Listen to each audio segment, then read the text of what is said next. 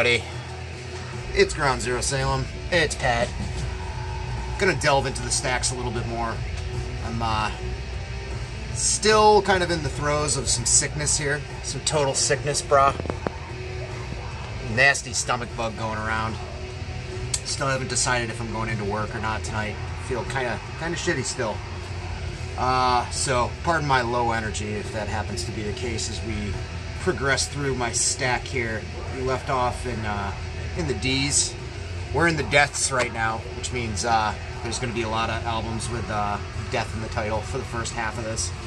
So without further ado, we've got a Death Cult 12-inch here, 12-inch EP on Situation 2. For those not in the know, this band preceded The Cult. It's before the Dreamtime album, I think. Self-titled. Those of you familiar with The Cult know Ian Astbury's kind of Danzig, Jim Morrison-esque warble vocally. Death Cult and Southern Death Cult, the band before that, had kind of a cool bass-driven sort of tribal-y thing going on. I know that Ian Astbury spent some time on Native American reservations in Canada while he was growing up, or at some point when he was younger. A lot of those themes kind of creep into the music. It's cool stuff. Cool record. And we got some Death in June. Wall of Sacrifice. Influential neo-folk band. Mastermind of one Douglas Pierce. This is an earlier EP. Lots of acoustic stuff on this. On NER Records. Love those envelopes there with the rounded sleeves. This has Giddy Giddy Carousel, Fall Apart, probably my favorite Death in June song on there. Bring in the Night, Hello Angel, another great song. I also have a live record by them, which I'll show. Oh How We Laugh, this is very early. This is more martial industrial, less folky, kind of noisy, more apocalyptic sounding. This has Doug Pierce and Tony Wakeford, who went on to be in Sol Invictus. This is some weird pressing. I don't know that much. I'm trying to remember. It's some kind of weird Japanese pressing, I think. Yeah, just plain white labels and black vinyl.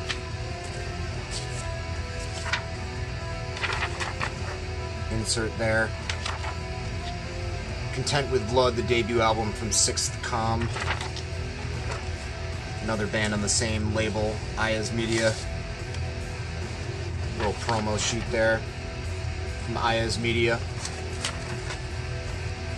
This is Patrick L. O'Kill limited edition album of 669. So yeah, the other member on this, Patrick, no relation. Interesting stuff. Kind of a controversial band. Not going to get into that though. Then we got Death Injection. Hate Myself and Everyone Else. Hate For Myself and Everyone Else. This came out on local label Triple B. Great hardcore label from Massachusetts. It's kind of noisy, dissonant, fast, stripped down kind of 80s style hardcore. Good band. I haven't spun this that many times. But another black vinyl. This eyeball thing, center labels there.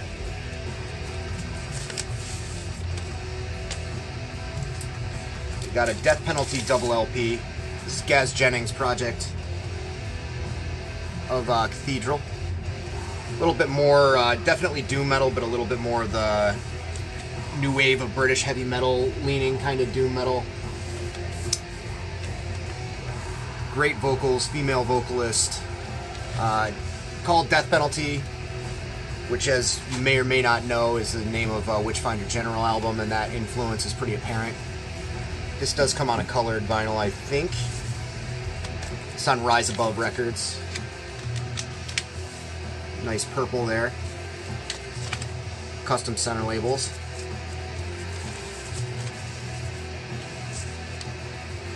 We have Italy's great Death SS, Black Mass.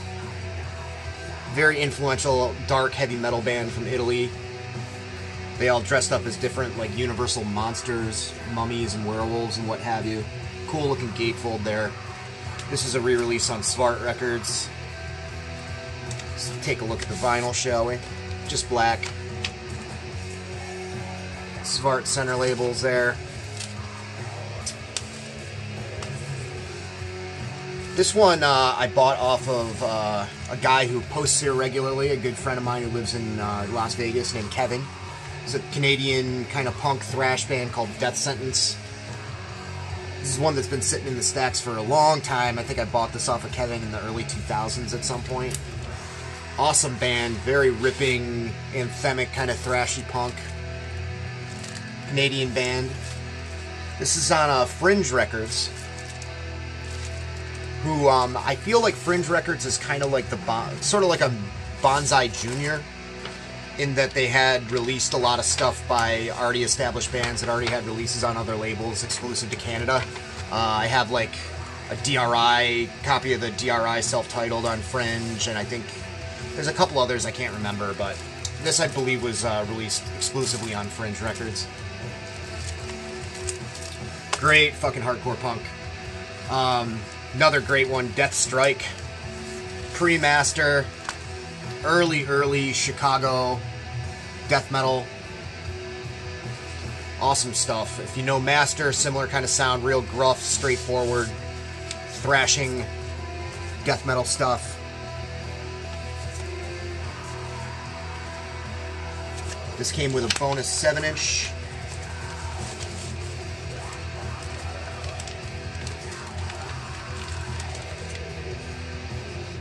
Fucking dead.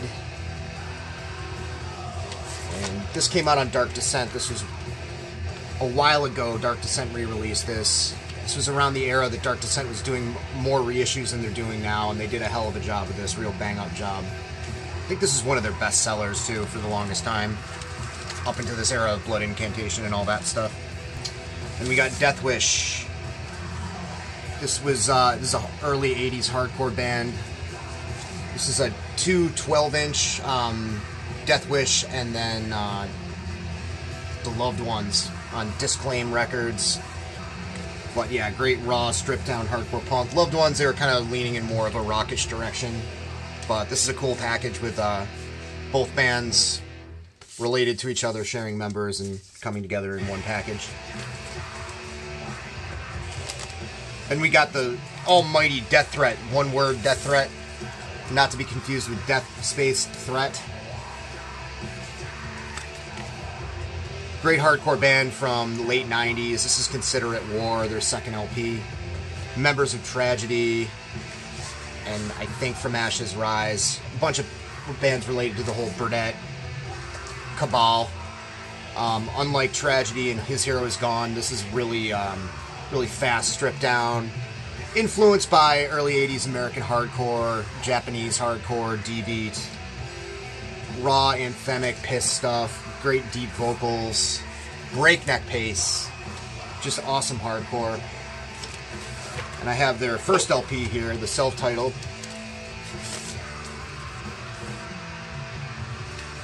More of the same. This is a little bit more fast and crazy than the second one, if I remember correctly.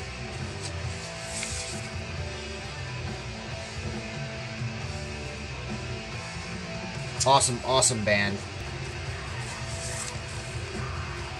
We got Death Row, Riders of Doom. Classic Teutonic stuff. German thrash metal. Very pissed. On Combat. Got the camo center labels, just black vinyl, no need to show that.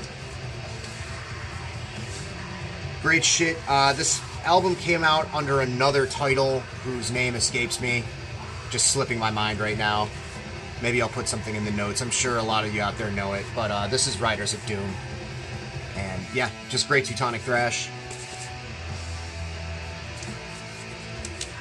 And we got a Deceased record here, Supernatural Addiction. This is when Deceased started going down the path of still being a death metal band, but being more heavy metal influence, bringing on that kind of a little bit more of a melodic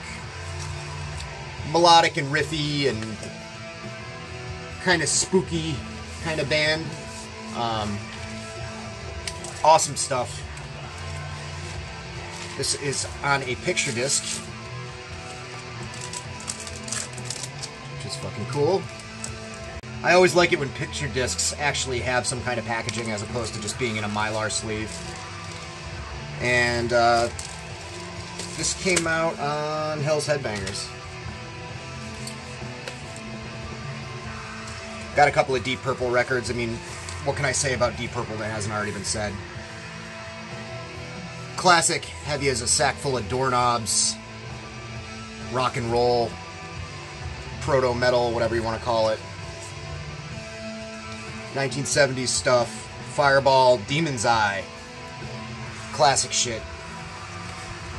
Richie Blackmore at the helm, of course. I also have Machine Head. Beautiful gatefold there. Highway Star. Can't go wrong. I wonder if a lot of people still learn how to play guitar by learning Smoke on the Water first.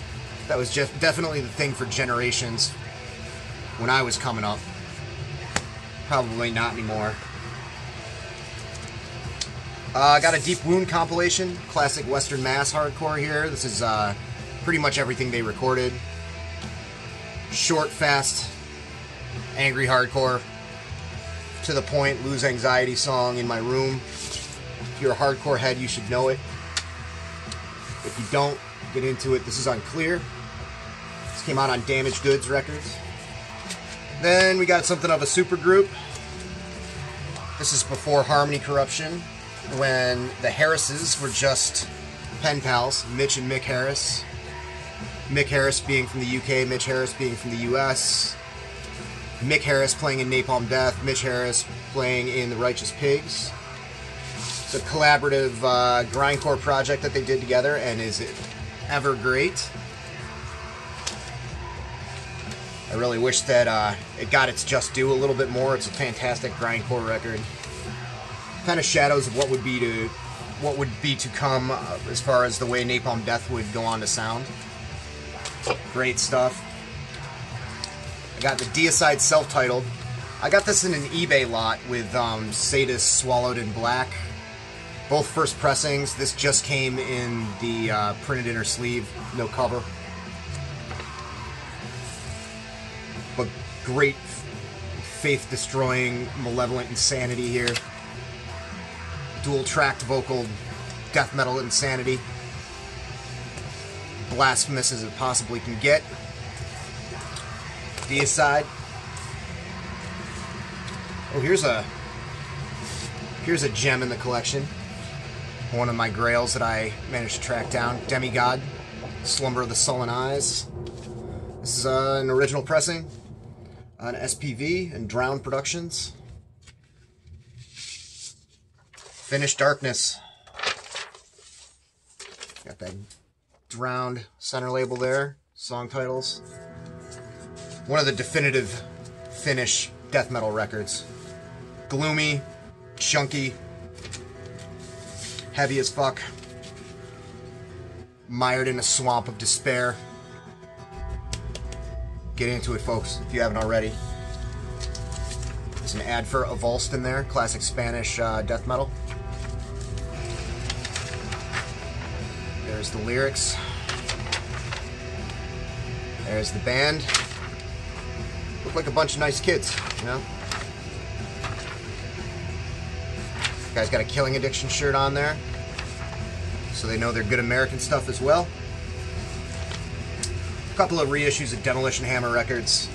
Now, Demolition Hammer, if you like thrash, they should be a mandatory band for you to listen to. Some of the most intense thrash recorded at the end of the 80s, beginning of the 90s. The cover art of this and the cover art of Cause of Death by Obituary were together on a collection of H.P. Lovecraft short stories. So it's the same big painting that ended up on both. Anyway, Demolition Hammer, ripping, face-melting, fast as fuck thrash from the Bronx. Great stuff. This is my favorite. They have 2 albums. This is my favorite out of the 2. Skull Fracturing Nightmare right there. That just leads off with a real bang. Just rips right into you. However, Tortured Existence is no slouch either. 44 Caliber Brain Surgery. Both have really strong opening songs. Infectious Hospital Waste, the first song on side B, is also a ripper, but it pretty much tears you a new one the whole way through. Just great stuff. Print inner sleeve, and this one comes on white. Descendents, Milo Goes to College. Eli just bought this on CD, just showed it off in his most recent update, which came up yesterday, I think. It's a fantastic hardcore punk record. I think a lot of people that even aren't into punk really would be impressed by the musicianship. These guys, of course, kind of pioneered that hyper melodic side of punk, 3-part harmonies and stuff like that, along with a few other bands like Bad Religion and the Misfits. Band had chops for days, that's for sure. They could really play their asses off. Awesome stuff. Lots of different styles on this. You know, some of it's like straight up hardcore, some of it's very poppy. But yeah, if you don't know the Descendents, check them out. That sounds like something you'd be interested in. And finally, Despise You.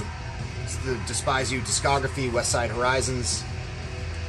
Great power violence.